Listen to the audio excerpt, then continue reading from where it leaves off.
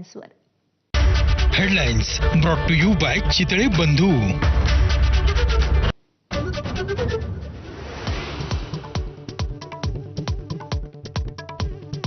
मराठा आरक्षण उपसमितीची थोड्याच वेळात पुन्हा बैठक. उपसमितीचे अध्यक्ष विखे पाटलांची न्यायमूर्ती शिंदेंशी चर्चा झाल्यानंतर काल रात्री उशिरा फडणवीसांचीही खलबतं.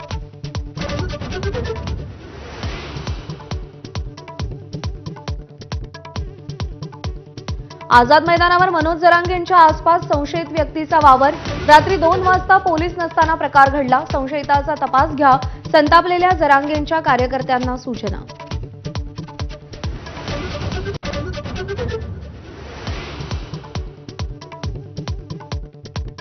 शरद पवारांच्या राष्ट्रवादीचे नेते राजेश टोपे आज मनोज जरांगेंना भेटणार. काल रात्री भेट न झाल्यानं आज पुन्हा चर्चा करणार. शरद पवार आज रात्री उशिरा मुंबईत दाखल होणार.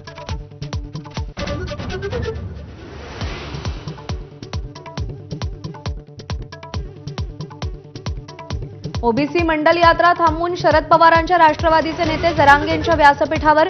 ओबीसी सेलच्या राजापूरकरांनी भेट घेतली. मराठा ओबीसी राजकारणात पवारांच्या नेत्यांची कसरत.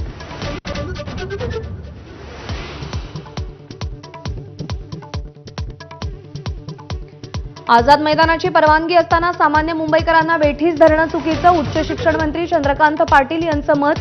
तोडगा निघत असेल तर मुख्यमंत्री जरांगेंना भेटायला जातील असंही वक्तव्य.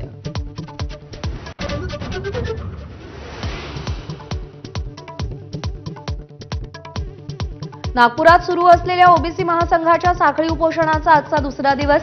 मराठा समाजाला ओबीसी अंतर्गत आरक्षण न देण्याची मागणी.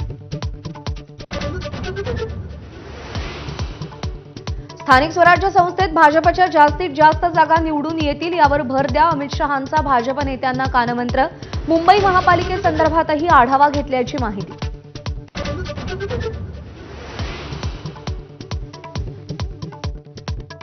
ऑपरेशन सिंदूरमध्ये 50 पेक्षाही कमी शस्त्रास्त्रांच्या वापरामध्येच पाकिस्ताननं गुडघे टेकले.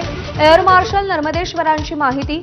राजनाथ सिंग यांच्या मते कुणीच कोणाचा कायमचा मित्र किंवा शत्रू नसतो, स्वहित कायम महत्वाचे.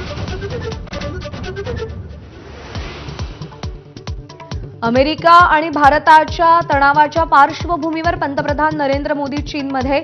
आज शी जिनपिंग यांच्याशी चर्चा. द्विपक्षीय संबंध आणि ट्रम्पच्या टॅरिफ वॉरवर चर्चा अपेक्षित.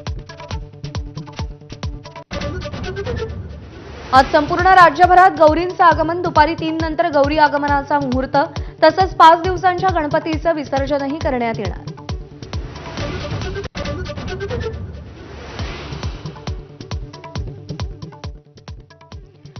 मराठी अभिनेत्री प्रिया मराठेची कर्करोगाविरुद्धची झुंज अपयशी.